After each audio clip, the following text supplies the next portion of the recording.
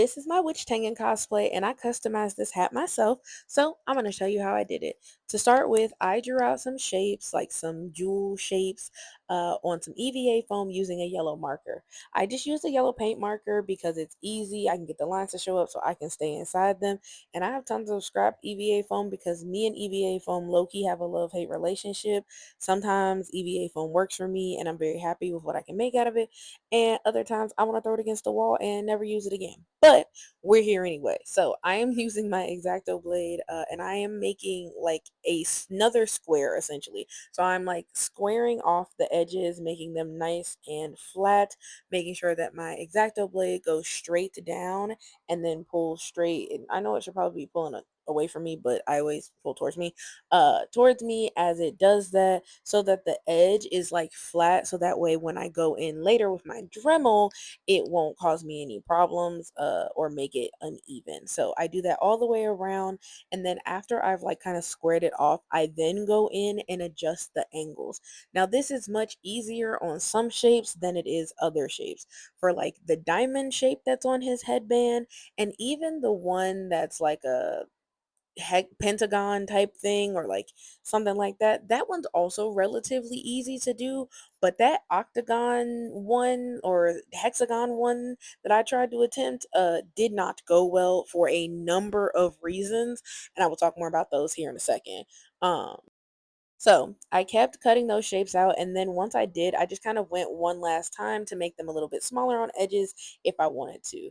This took me some time because, like I said, me and my X-Acto blade are also, I don't trust her. So I go through very slowly to cut the things out. Now, I wasn't too worried about the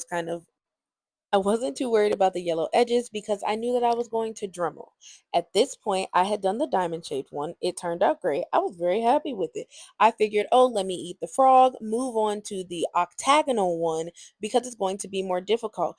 And more difficult it was, because let me tell you what happened. I'm just not here to complain about being a crafter, because how is it that I can get one of these to come out like relatively perfect? It's got Mod Podge on it because it's sealing.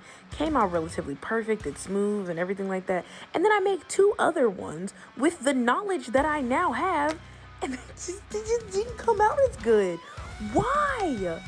Why? I'm the same person I was when I made this one, except I have now the experience of making this one. So this one, which I made second, should have been the second best, and it should have been like the worst out of the three. And then this one, because I had the experience of making this one really good and this one really bad, should have come out the best, and it came out the worst. God. So like you just heard me say, it did not go well. I could not fathom why it didn't go well, but I decided to come back the next day and try again. So what I did this time was, you have to hold the Dremel at an angle and the thing itself flat, and then the tip of the Dremel makes the edge of the shape that it's going to be. So you have to look top down to see what shape it's actually going to take. This also took some time.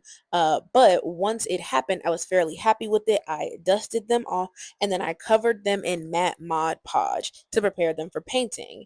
So I use Mod Podge because I don't like using any of the other like chemically stuff, and I find that it works really well.